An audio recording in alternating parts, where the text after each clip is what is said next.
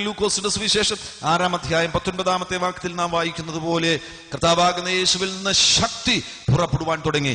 ശക്തി പുറപ്പെട്ടു കഴിഞ്ഞപ്പോൾ സകല രോഗികളും, അവിടെ എഴുതിയിരിക്കുന്നത് എല്ലാ രോഗികളും എന്നാണ്, എല്ലാ രോഗികളും സൗഖ്യമായി. അവനിൽ നിന്ന് ശക്തി പുറപ്പെട്ടാൽ എല്ലാ രോഗികളും സൗഖ്യമാകും. ഇന്ന് വളരെ വ്യക്തമല്ലേ? ഇതിന്റെ നടുവിൽ പരിശുദ്ധാത്മശക്തി തിരിച്ചറിയാവുന്നവർക്ക് അവർക്ക് മനസ്സിലാകും, ഈ രാത്രിയിൽ അസാധാരണമാകുന്ന ശക്തി ഇവിടെ പുറപ്പെടുന്നുണ്ട്. അനുഭവിക്കുന്നവരെ ഓർത്ത് ഞാൻ ദൈവത്തെ സ്തുതിക്കുകയാണ്. നിന്റെ മേൽ വ്യാപരിക്കുന്ന ആ ദൈവശക്തി അടയാളം തരുന്നത്, ഇവിടെ ഈ ഗ്രൗണ്ടിലിരിക്കുന്ന സകല രോഗികളെയും സൗഖ്യമാക്കുവാൻ വേണ്ടി യേശു ഇവിടെ കടന്നു വന്നിട്ടുണ്ട്. ആമേൻ. നിന്റെ ശരീരത്തെ സൗഖ്യമാക്കുവാൻ യേശു പ്രാപ്തിയുള്ളവനാണ്. അവനിൽ നിന്ന് ശക്തി പുറപ്പെടുമ്പോൾ അവനെ തൊടുവാൻ നീ ശ്രമിക്കുക, അവനെ തൊടുവാൻ നീ ശ്രമിക്കുക, അവനെ തൊടുവാൻ നീ ശ്രമിക്കുക. ഇന്ന് രാത്രി എങ്ങനെയാണ് നിനക്ക് അവനെ തൊടുവാൻ കഴിയുന്നത്? ഇവിടെ നിന്ന് പുറപ്പെടുന്ന ഒരു വചനത്തെ കയറി പിടിച്ചാൽ മതി. ഈ വചനം എനിക്കുള്ളതാണ്, ഈ വചനം എനിക്കുള്ളതാണ്. ആ വചനത്തെ നീ കയറി പിടിക്കുമ്പോൾ നീ തൊടുന്നത് യേശുവിനെയാണ്. യേശുവിനെ സ്പർശിക്കുകയാണെങ്കിൽ ആ ശക്തി നിന്റെ മേൽ വ്യാപരിക്കുവാൻ പോകുന്നു. നിങ്ങളുടെ ശരീരം എന്ന് പറയുന്ന ഒരു അത്ഭുതമാണ്. നിങ്ങളുടെ ശരീരത്തിൽ വൈദ്യശാസ്ത്രം പറയുന്നു 260 അസ്ഥികളുണ്ട് എന്ന് പറയുന്നു. നിങ്ങളുടെ ശരീരത്തിൽ 600 മസിലുകൾ ഉണ്ട് എന്നാണ് പറയുന്നത്. 970 മൈലോളം നീളമുണ്ട് ഈ ശരീരത്തിലെ നാഡീഞരമ്പുകൾ, മുകളിലോട്ടും താഴോട്ടും പോകുന്നത്. ഇവിടെ നിന്ന് നിങ്ങളുടെ നാഡീഞരമ്പുകൾ, ഒരു മനുഷ്യന്റെ നാഡീഞരമ്പ് അഴിച്ചിടുകയാണെന്നുണ്ടെങ്കിൽ ബാംഗ്ലൂരിനപ്പുറം വരെ പോകുവാനിട വരും. അത്രമാത്രം നീളത്തിൽ നാഡീഞരമ്പുകൾ താഴോട്ടും മുകളിലോട്ടും പോയിക്കൊണ്ടിരിക്കുകയാണ്. ഈ കഴുത്തിന്റെ ഭാഗത്തുകൂടെ 1,00,000-ലധികം നാഡീഞരമ്പുകളാണ് മുകളിലോട്ടും താഴോട്ടും പോയിരിക്കുന്നത്. ഇവിടെ ഇട്ടിരിക്കുന്ന ഈ കേബിളുകൾ നിങ്ങൾ ശ്രദ്ധിക്കുകയാണെങ്കിൽ 10-15 കേബിളുകൾ മാത്രമേ ഉള്ളൂ. പക്ഷേ ഇതെല്ലാം കുരുങ്ങിയിരിക്കുകയാണ്. ഇവരിനി അഴിച്ചെടുക്കുവാൻ വേണ്ടി വല്ലാതെ ബുദ്ധിമുട്ടും. ഒരു 2 ദിവസം കൊണ്ട് ഈ കേബിളുകൾ മുഴുവൻ ഇവിടെ കുരുങ്ങുവാനിടയായി. പക്ഷേ 60 വയസ്സുള്ള നിന്റെ 1,00,000-ഓളമുള്ള നാഡീഞരമ്പുകൾ മുകളിലോട്ടും താഴോട്ടും പോകുന്നത് ഇന്നും കുരുങ്ങിയിട്ടില്ലാത്തത് കൊണ്ടാണ് നീ ഇവിടെ ഇരുന്ന ദൈവത്തെ സ്തുതിക്കുന്നത്. ഒരെണ്ണം കുരുങ്ങിയാൽ നിന്റെ തല കോടി പോകും, നിന്റെ കൈ തളർന്നു പോകും. ഒരെണ്ണത്തിന് പോലും കോട്ടം തട്ടാത്തത് കൊണ്ടാണ്, കുരുങ്ങിപ്പോകാത്തത് കൊണ്ടാണ് നീ രാത്രിയിലും ആരോഗ്യത്തോടുകൂടെ ഇവിടെ ആയിരിക്കുന്നത്. അതിനെ സൃഷ്ടിച്ചവന്റെ പേരാണ് യേശു. യേശുവാണ് നിന്റെ ശരീരത്തെ സൃഷ്ടിച്ചത്. അതുകൊണ്ട് ഈ പ്രപഞ്ചത്തിലെ ഏറ്റവും വലിയ ഡോക്ടർ യേശുവാണ്. നിനക്കൊരു ഹൃദയമുണ്ട്. ഈ മുഷ്ടിയുടെ വലിപ്പം മാത്രമേ ഉള്ളൂ നിന്റെ ഹൃദയത്തിന്. ആ ഹൃദയം അത് പമ്പ് ചെയ്തുകൊണ്ടിരിക്കുകയാണ്, സ്പന്ദിച്ചു കൊണ്ടിരിക്കുകയാണ്. ഒരു മണിക്കൂറിൽ 4200 പ്രാവശ്യമാണ് അത് സ്പന്ദിക്കുന്നത്. ഒരു ദിവസം 27 ടൺ രക്തത്തോളമാണ് ഇത് പമ്പ് ചെയ്തുകൊണ്ടിരിക്കുന്നത്. നിങ്ങളുടെ വീട്ടിലൊക്കെ കിണറ്റിൽ മോട്ടർ ഉണ്ടല്ലോ, വെള്ളം പമ്പ് ചെയ്യുന്ന മോട്ടോർ. ആ മോട്ടോർ പമ്പ് ചെയ്യുന്നത് പോലെ ഈ ഹൃദയം രക്തം പമ്പ് ചെയ്തുകൊണ്ടിരിക്കുകയാണ്. 27 ടൺസ് ഓഫ് ബ്ലഡ് ഒരു ദിവസം അത് പമ്പ് ചെയ്തുകൊണ്ടിരിക്കുകയാണ്. വീട്ടിലുള്ള 2 ഹോഴ്സ് പവർ മോട്ടോർ നിങ്ങൾ പോയിട്ട് ഒരു 10 മണിക്കൂർ തുടർച്ചയായിട്ട് ഓൺ ചെയ്തിടുകയാണെന്നുണ്ടെങ്കിൽ അതിന്റെ കോയിൽ കത്തിപ്പോകുവാനിട വരും. പക്ഷേ ഇന്ന് രാത്രിയിൽ 60 വയസ്സുള്ള സഹോദര, ഇതുവരെയും നിന്റെ കോയിൽ കത്താത്തത് കൊണ്ടാണ് നീ ഇവിടെ ഇരുന്ന് കൈയടിച്ച് ആത്മാവിൽ ആരാധിക്കുന്നത്. നീ കിടന്നുറങ്ങുമ്പോഴും നിന്റെ ഹൃദയം നിനക്ക് വേണ്ടി സ്പന്ദിച്ചു കൊണ്ടിരിക്കുകയാണ്. Oh yes, praise the Lord. നീ ബസ്സിൽ യാത്ര ചെയ്യുമ്പോഴും, നീ ട്രെയിനിൽ യാത്ര ചെയ്യുമ്പോഴും, നീ വീട്ടിൽ കിടന്നുറങ്ങുമ്പോഴും, നീ ഓഫീസിൽ ജോലി ചെയ്യുമ്പോഴും നിന്നോട് അനുവാദം ചോദിക്കാതെ ഞാൻ സ്പന്ദിച്ചോട്ടെ എന്ന് ചോദിക്കാതെ സ്പന്ദിച്ചു കൊണ്ടിരിക്കുന്ന ഹൃദയത്തെ സൃഷ്ടിച്ചവനാണ് എന്റെ യേശു. ആ സൃഷ്ടിച്ച ഡോക്ടർ തന്നെയാണ് ഏറ്റവും നല്ല വൈദ്യൻ. ആ വൈദ്യന്റെ ആ നാമം നീ അധരത്തിൽ എടുക്കുകയാണെങ്കിൽ അവൻ നിന്നെ സൗഖ്യമാക്കുവാൻ പോകുന്നു. നിന്റെ ശരീരത്തിലെ അവസാനത്തെ കേടും മാറ്റി നിന്നെ സൗഖ്യമാക്കുവാൻ യേശു ആഗ്രഹിക്കുകയാണ്. വിശ്വസിച്ച് നിങ്ങൾക്ക് ആ സൗഖ്യം സ്വീകരിക്കുവാൻ കഴിയുമോ? നിങ്ങൾ വിശ്വസിച്ച് സ്വീകരിക്കുകയാണെങ്കിൽ ഈ നിമിഷത്തിൽ തന്നെ, ഞാൻ ഈ വചനം പറഞ്ഞുകൊണ്ടിരിക്കുന്ന നിമിഷത്തിൽ തന്നെ നിങ്ങളുടെ ശരീരത്തിൽ നിങ്ങൾക്ക് സൗഖ്യം അനുഭവിക്കുവാൻ കഴിയും. അത്ഭുതങ്ങൾ നിങ്ങളുടെ ശരീരത്തിൽ സംഭവിക്കുവാൻ ഇടവരും. ഈ വർഷം പ്രത്യേകിച്ചും 2013 എന്ന് പറയുന്നത് അസാധാരണമാകുന്ന വീര്യപ്രവർത്തികളുടെ വർഷമാണ്. നടക്കാത്തവർ നടക്കുവാൻ പോകുകയാണ്. മരിക്കുവാൻ വേണ്ടി മരണക്കിടക്കയിൽ കിടക്കുന്നവർ ചാടി എഴുന്നേൽക്കുവാൻ പോകുകയാണ്. അവരൊന്നും പിന്നെ അവർക്ക് വേണ്ടി ജീവിക്കുകയില്ല, യേശുവിന് വേണ്ടി ജീവിക്കുവാൻ പോകുകയാണ്. അതേപോലെ വീര്യപ്രവർത്തികളുടെയും അത്ഭുതങ്ങളുടെയും വർഷമായിട്ട് 2013 തീരുവാൻ പോകുകയാണ്. ഞാൻ വിശ്വസിക്കുന്നത് പൂഴനാട് തന്നെ അത് ആരംഭിക്കുവാൻ ഇടവരട്ടെ. ഇന്ന് ഈ ഗ്രൗണ്ടിൽ വന്നിരിക്കുന്ന മാറാ രോഗികളുടെ മേൽ യേശുവിന്റെ നാമത്തിൽ അത്ഭുത സൗഖ്യം വ്യാപരിക്കുവാൻ ഇടവരട്ടെ. എല്ലാ രോഗാത്മാക്കളും യേശുവിന്റെ നാമത്തിൽ അവരെ വിട്ടുപോകുവാൻ ഇടവരട്ടെ. സൗഖ്യമാകുകയില്ല എന്ന് പറഞ്ഞു ഡോക്ടർ നിന്നെ തള്ളിക്കളഞ്ഞാലും തള്ളിക്കളയാത്തവനാകുന്ന യേശുവിന്റെ കരം നിന്റെ മേൽ വരട്ടെ. ആമേൻ. മർക്കോസിന്റെ സുവിശേഷം 5-ാമത്തെ അധ്യായത്തിൽ 12 വർഷം രക്തസ്രവമുള്ള സഹോദരിയെ നമുക്ക് കാണുവാൻ കഴിയുന്നുണ്ട്. അവൾ 12 വർഷമായിട്ട് ഈ രോഗം അനുഭവിക്കുന്ന രോഗത്തിലൂടെ കടന്നു പോകുന്നവളാണ്. അങ്ങനെ അവൾ കൂടുതൽ രോഗം വർദ്ധിച്ച് മൂർച്ഛിച്ച് അവൾ പരവശയായി തീർന്നു എന്നാണ് അവൾ രേഖപ്പെടുത്തിയിരിക്കുന്നത്. അവൾ യേശുവിന്റെ വർത്തമാനം കേൾക്കുവാനിടയായി. നിങ്ങളുടെ മേൽ സൗഖ്യം നടക്കുന്നതിന്റെ 3 സ്റ്റെപ്പുകൾ നിങ്ങൾക്ക് അവിടെ കാണുവാൻ കഴിയുന്നുണ്ട്. ഒന്ന്, സൗഖ്യത്തിന് ആധാരമാകുന്ന ദൈവത്തിന്റെ വചനമാണ്. യേശുവിനെ കുറിച്ച് നീ കേൾക്കണം.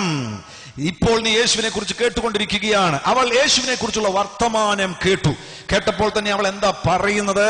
ഞാൻ അവന്റെ വസ്ത്രമെങ്കിലും തൊട്ടാൽ സൗഖ്യമാകും. നോക്കുക, ഒന്ന്, നീ യേശുവിനെ കുറിച്ച് കേൾക്കണം. 2, നീ യേശുവിനെ കുറിച്ച് പറയണം. അവന്റെ വസ്ത്രമെങ്കിലും തൊട്ടാൽ ഞാൻ സൗഖ്യമാകും. പറയുക മാത്രമല്ല നീ ചെയ്യേണ്ടത്, തിക്കും തിരക്കുമുള്ളതിന്റെ നടുവിൽ, അവിശ്വസിക്കുന്ന 100,000 പേരുള്ളതിന്റെ നടുവിൽ കൈയെത്തി അവന്റെ വസ്ത്രത്തിന്റെ തൊങ്ങലിലെങ്കിലും തൊടണം. ഒരു സ്പർശനം നടക്കുകയാണെങ്കിൽ നിന്നിലേക്ക് ദൈവശക്തി വ്യാപരിക്കുവാനിടവരും.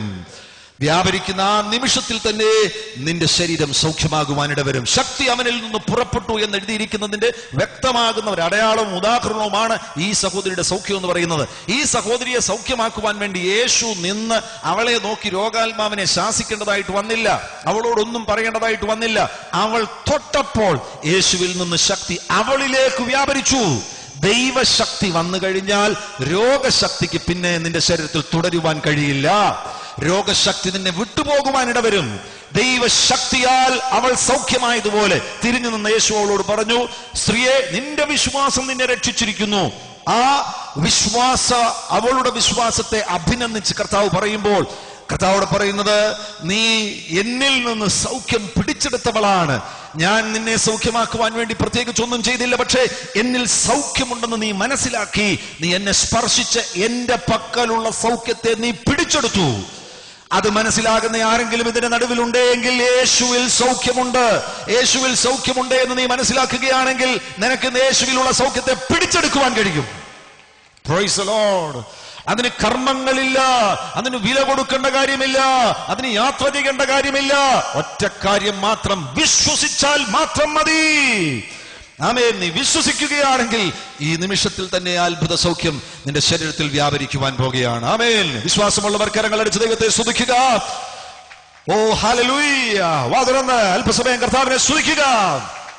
Price the lord, praise the lord, praise the lord. Hallelujah. കർത്താവിന്റെ മഹത്വം. ഹല്ലേലൂയ.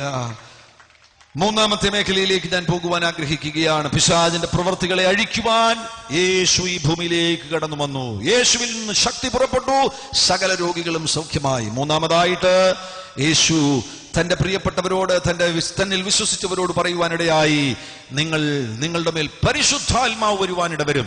രാത്രിയിൽ യേശുവിൽ വിശ്വസിക്കാത്ത ആരെങ്കിലും ഇവിടെ ഉണ്ടെങ്കിൽ ഇന്ന് രാത്രി നിങ്ങൾ യേശുവിനെ രക്ഷകനും കർത്താവുമായി സ്വീകരിക്കണം. നിങ്ങൾ യേശുവിനെ കർത്താവും രക്ഷിതാവുമായി സ്വീകരിക്കുകയാണെങ്കിൽ ഒരു അത്ഭുതം സംഭവിക്കുവാനിടവരും. ഈ പ്രപഞ്ചത്തിലെ ഏറ്റവും വലിയ സമ്മാനം യേശു നിനക്ക് തരാൻ പോകുകയാണ്. ആ ദാനം ആരാകുന്നു എന്നറിയാമോ? ഒരു വ്യക്തിയാണ്. തൃത്വത്തിൽ 3-ാമനാകുന്ന ദൈവം തമ്പുരാൻ പരിശുദ്ധാത്മാവിനെ നിനക്ക് തരുവാൻ പോകുന്നു. പരിശുദ്ധാത്മാവിനാൽ നീ നിറയുവാൻ പോകുകയാണ്. പരിശുദ്ധാത്മാവിന്റെ അഭിഷേകത്താൽ നിനക്ക് നിറയുവാൻ കഴിയും. ആമേൻ. വിശ്വാസത്തോടുകൂടെ ആയിരിക്കുന്ന നിങ്ങളുടെ മേൽ ഇന്ന് പരിശുദ്ധാത്മാവ് തന്റെ അഭിഷേകത്തെ പകരുവാൻ പോകുകയാണ്, തന്റെ നിറവിനെ പകരുവാൻ പോകുകയാണ്. പരിശുദ്ധാത്മാവിനാൽ നിറയുക എന്നതാണ് ഈ പ്രപഞ്ചത്തിൽ ലഭ്യമാകുന്ന ഏറ്റവും വലിയ ഭാഗ്യമെന്ന് പറയുന്നത്. പരിശുദ്ധാത്മാവിനാൽ നിറയുന്ന ഒരു വ്യക്തിയുടെ മേൽ സ്വർഗീയമാകുന്ന ശക്തി ഇറങ്ങി വരുവാനിടവരും. ആ വ്യക്തിക്ക് പഴയതുപോലെ ജീവിക്കുവാൻ കഴിയില്ല, ആത്മാവിൽ ആ വ്യക്തിക്ക് ജീവിക്കുവാൻ കഴിയും. പരിശുദ്ധാത്മ ശക്തി നിങ്ങളെ സ്പർശിക്കുവാൻ പോകുകയാണ്. പരിശുദ്ധാത്മാവ് നിങ്ങളെ നിറയ്ക്കുവാൻ പോകുകയാണ്. ഇവിടെ ഇരിക്കുന്നത് ആരുമാകട്ടെ, യേശുവിൽ നിങ്ങൾ വിശ്വസിക്കുന്നുണ്ടെങ്കിൽ നിങ്ങളുടെ പ്രത്യേകമാകുന്ന വിഭാഗങ്ങളൊന്നും കർത്താവിനൊരു പ്രശ്നമല്ല. യേശുവിൽ നിങ്ങൾ വിശ്വസിക്കുന്നുണ്ടെങ്കിൽ പരിശുദ്ധാത്മാവ് നിങ്ങളെ നിറയ്ക്കുവാൻ പോകുകയാണ്. പരിശുദ്ധാത്മാവ് നിങ്ങളെ നിറയ്ക്കുവാൻ പോകുകയാണ്. പരിശുദ്ധാത്മാവിന്റെ അത്ഭുത നിറവ് നിങ്ങൾ പ്രാപിക്കുവാൻ പോകുകയാണ്. വാ, പ്രൈസ് ദി ലോർഡ്. ഓറ മെസെകബോന ദിയാർഥോനി മാന്യാഥോര മെഖാസെമനി അഥോരലി അശ്വറകോ മസ്ർബി ആന്ഥോനി ലിഗാമ റമതോ റേനി അമതോഷ് മൈനദിൽ അർവതേന സെഗറോദിനി അധ്വാസനി അർധോഷ് മനദി അർധന വസേദൽ യമതോറ മേഷനദി അർധുനി. പരിശുദ്ധാത്മാവ് നിന്നെ നിറയ്ക്കുവാൻ പോകുകയാണ്. ജമഹോൽ ബറദിയതുനു സ്മൈനി അർധനിൽ. ഞാൻ മലയാളം പറയുന്നതിന്റെ ഇടയിൽ നിങ്ങൾ ശ്രദ്ധിച്ചു കാണുമായിരിക്കും, ഇംഗ്ലീഷോ തമിഴോ ഒന്നുമല്ലാത്ത വേറെ എന്തോ ഒരു ഭാഷ ഞാൻ പറയുന്നത് നിങ്ങൾ ശ്രദ്ധിച്ചിട്ടില്ലേ? അതൊരു അത്ഭുതമാണ്. അത് ഞാൻ സ്വയം പറയുന്നതല്ല, എന്നിലൊരാളുണ്ട്, ആ ആളിന്റെ പേര് പരിശുദ്ധാത്മാവെന്നാണ്. ആ വ്യക്തിയുടെ ഭാഷയാണ് ഞാൻ സംസാരിച്ചു കൊണ്ടിരിക്കുന്നത്. ഞാനത് 20 വർഷം മുന്നമേ പ്രാപിച്ചതാണ്. അത് ഞാൻ പ്രാപിക്കുവാൻ വേണ്ടി സ്കൂളിൽ പോയി പഠിച്ചില്ല, പുസ്തകം വായിച്ച് ഞാൻ പഠിച്ചില്ല. നമ്മളൊക്കെ ഒരു ഭാഷ പഠിക്കണമെന്നുണ്ടെങ്കിൽ ഒരു കുഞ്ഞ് ജനിച്ചതിന് ശേഷം 1-ാമത്തെ വയസ്സിലോ 2-ാമത്തെ വയസ്സിലോ ഒന്നും മലയാളം സംസാരിക്കുകയില്ല. അത് 4-5 വയസ്സാകും മുട്ടി ചില വാക്കുകൾ പറയുവാൻ തുടങ്ങുന്നത്. 4-5 വർഷം കൊണ്ടാണ് മലയാളം സംസാരിച്ചു തുടങ്ങുന്നത്. പിന്നെ എഴുത്തും വായനയൊക്കെ പഠിക്കണമെന്നുണ്ടെങ്കിൽ സ്കൂളിൽ പോകേണ്ടത് ആവശ്യമാണ്. വർഷങ്ങൾ എടുക്കും ഒരു നല്ല മലയാളം തന്നെ പഠിക്കുവാൻ വേണ്ടി, ഭാഷ പഠിക്കുവാൻ വേണ്ടി വർഷങ്ങൾ എടുക്കും. പക്ഷേ ഈ സ്വർഗീയ ഭാഷ പഠിക്കുവാൻ വേണ്ടി വർഷങ്ങളോ മാസങ്ങളോ ഒന്നും വേണ്ട. ഒരൊറ്റ സെക്കൻഡിനുള്ളിൽ ഈ സ്വർഗീയ ഭാഷ നിനക്ക് പഠിക്കുവാൻ കഴിയും, നിനക്കത് പ്രാപിക്കുവാൻ കഴിയും. പഠിക്കേണ്ട കാര്യമില്ല. പരിശുദ്ധാത്മാവ് നിന്റെ മേൽ വരികയാണെങ്കിൽ ഈ സ്വർഗീയ ഭാഷ നീ സംസാരിക്കുവാൻ തുടങ്ങും. Praise the Lord. പരിശുദ്ധാത്മാവ് ഒരു സഭാ വിഭാഗത്തിന്റെയും കുത്തകയല്ല. ലോകവ്യാപകമായി യേശുവിൽ വിശ്വസിക്കുന്ന എല്ലാവർക്കും പരിശുദ്ധാത്മാവിനെ സ്വീകരിക്കുവാൻ കഴിയും. വിശ്വസിച്ച് സ്വീകരിക്കുവാൻ ആഗ്രഹമുള്ളവരുണ്ടെങ്കിൽ ഈ നിമിഷത്തിൽ തന്നെ നീ അറിയാത്തൊരു ഭാഷയിൽ സംസാരിക്കുവാൻ പോകുകയാണ്. നീ ഇതുവരെ അനുഭവിച്ചിട്ടില്ലാത്തൊരു ശക്തി നിന്റെ മേൽ വ്യാപരിക്കുവാൻ പോകുകയാണ്. Yes, hallelujah. പരിശുദ്ധാത്മാവിന്റെ ശക്തി നിന്റെ മേൽ വരുമ്പോൾ പഴയകാല ജീവിതമല്ല, നീ ഇതുവരെ അനുഭവിച്ചിട്ടില്ലാത്ത ഒരു പുതിയ അനുഭവത്തിലേക്ക് പരിശുദ്ധാത്മാവ് നിന്നെ നയിക്കുവാൻ ആഗ്രഹിക്കുകയാണ്. പരിശുദ്ധാത്മാവിനാൽ നിറയുക, പരിശുദ്ധാത്മാവിനാൽ നിറയുക, പരിശുദ്ധാത്മാവിനാൽ നിറയുക, പരിശുദ്ധാത്മാവിനാൽ നിറയുക, പരിശുദ്ധാത്മാവിനാൽ നിറയുക. ആത്മനിറവുള്ളവർ, ആത്മനിറവുള്ളവരുടെ പ്രത്യേകത, നിങ്ങൾക്ക് പഴയ നിയമത്തിൽ ഒരു പ്രവാചകനെ കാണുവാൻ കഴിയുന്നുണ്ട്. ഏലിയാവെന്ന പേരുള്ള പ്രവാചകനാണ്. ആ പ്രവാചകന് ഉണർവിന്റെ പ്രവാചകനായിരുന്നു. ഒരു പ്രത്യേക ഘട്ടത്തിൽ അദ്ദേഹം പറയുകയുണ്ടായി, ഞാൻ പറഞ്ഞിട്ടല്ലാതെ ഈ ദേശത്ത് മഞ്ഞും മഴയും പെയ്യുകയില്ല.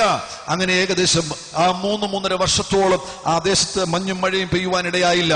വീണ്ടും അദ്ദേഹം പ്രത്യക്ഷനായതിനു ശേഷമായിട്ട് അദ്ദേഹം കർമ്മേൽ പർവ്വതത്തിന്റെ മുകളിൽ പോയിട്ട് രാജാവ് ആഹാബിനെ വിളിച്ചു. ആ കർമ്മേൽ പർവ്വതത്തിന്റെ മുകളിൽ വെച്ച് ബാലിന്റെ പ്രവാചകന്മാരെ തകർത്തതിന് ശേഷമായിട്ട് താൻ പ്രാർത്ഥിച്ച യാഗപീഠത്തിൽ ദൈവത്തിന്റെ തീ ഇറങ്ങുവാനിടയായി. അതിനുശേഷമായിട്ട് താൻ മഴ പെയ്യുവാൻ വേണ്ടി പ്രാർത്ഥിക്കുകയാണ്. താൻ അങ്ങനെ മുഴങ്കാൽ മടക്കി പ്രാർത്ഥിക്കുമ്പോൾ 7 പ്രാവശ്യം തന്റെ ദാസൻ പോയി നോക്കി.